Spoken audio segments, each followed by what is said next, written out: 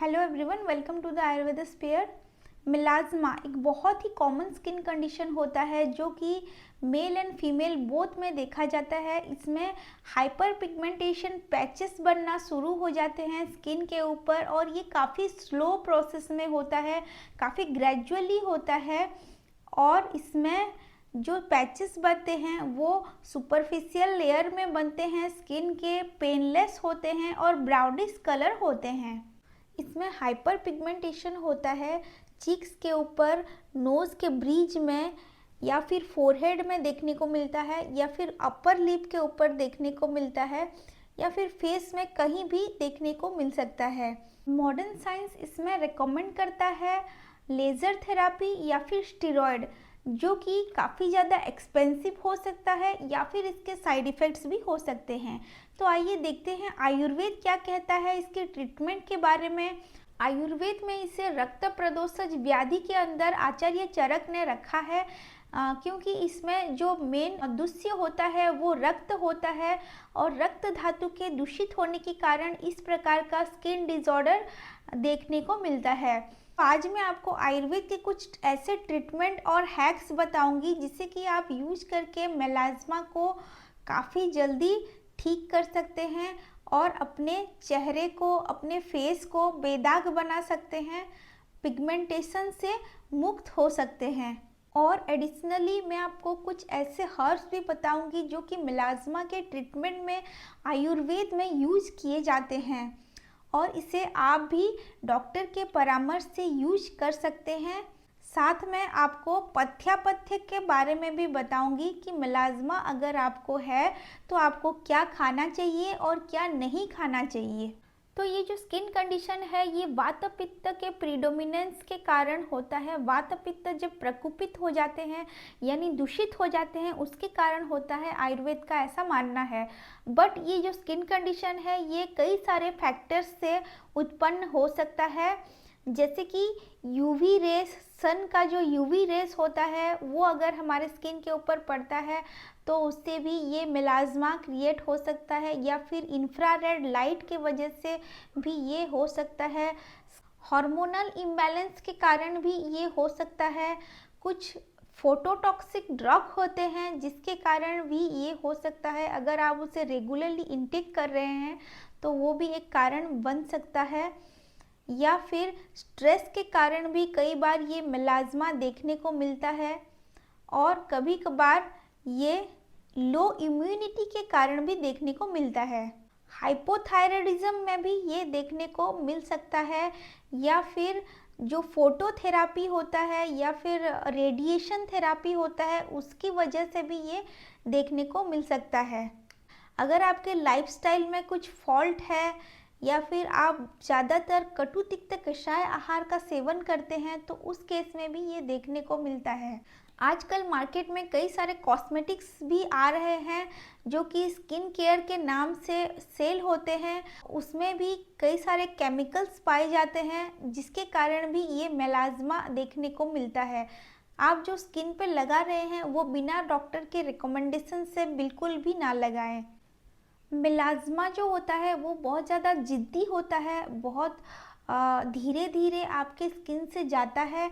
तो आयुर्वेद कहता है कि अगर ये नया है या फिर रिसेंटली आपको हुआ है तो ये बहुत ही आसानी से आयुर्वेदिक मेडिसिन के द्वारा ट्रीट किया जा सकता है। अगर ये पुराना हो चुका है तो इसको ठीक होने में कुछ वक्त लग सकता है और इस दौरान आपको अपने पथ्यापथ्य के बारे में, खान पान के बारे में खास ध्यान रखना पड़ेगा। तो सबसे पहले डिटॉक्सिफिकेशन प्रोसीजर के बारे में बात करते हैं ट्रीटमेंट में, क्योंकि आयुर्वेद में पहले प्यूरिफिकेशन किया जाता है उसके बाद ही मेडिसिन दिया जाता है। तो प्यूरिफिकेशन में सबसे पहला आता है अभ्यंग फेशियल मसाज। फेशियल मसाज आप करते हैं तो ब्लड सर्कुलेशन इम्प्रूव होता है फेस में और जो मेडिसिन दिया जाता है वो प्रॉपरली काम करता है। सेकंड है रक्त शोधन। रक्त शोधन यानी कि ब्लड प्यूरिफायर का यूज़ किया जाता है इसमें, जो कि अंदर से आपके टॉक्सिन्स को रिमूव करने में मदद करता है। रक्त शोधन के लिए और भी कई सारे उपाय होते हैं, जैसे कि रक्तमोक्षण किया जाता है। यहाँ पे क्योंकि ये पित्त दोष के कारण होता है तो विरेचन काफ़ी अच्छे से वर्क करता है इस केस में।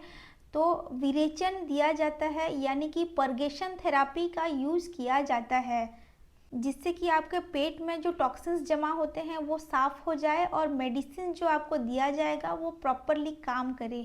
साथ में प्रलेप का यूज़ भी किया जाता है। प्रलेप यानी कि एक्सटर्नल एप्लीकेशन में कुछ लेप होते हैं, उसे भी यूज़ किया जाता है।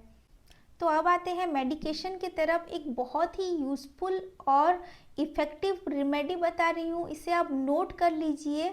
इसमें जातिफल या जायफल, जिसे कि हम कहते हैं नटमेग, इसका पाउडर को आप मिल्क के साथ अगर वहाँ पे सुपरफिशियल लेयर में जहाँ पे आपका मिलाज्मा है उसे अप्लाई करते हैं तो 21 डेज़ के अंदर आपको रिजल्ट्स दिखना शुरू हो जाता है।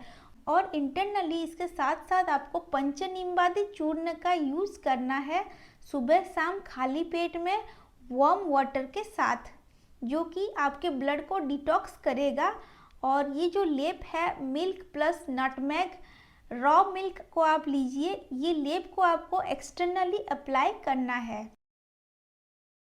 आयुर्वेद में और भी कई सारे हर्ब्स के बारे में बताया गया है जो कि काफ़ी ज़्यादा यूज़फुल हो सकते हैं इस मिलाज्मा के केस में, मिलाज्मा को दूर करने के लिए।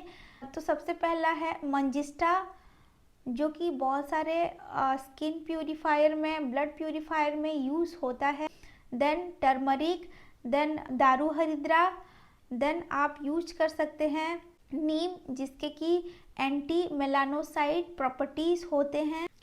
चंदन और रक्त चंदन को भी यूज़ किया जाता है इस केस में। और साथ में आंवला को भी यूज़ किया जाता है बिकॉज ये एंटीऑक्सीडेंट होता है।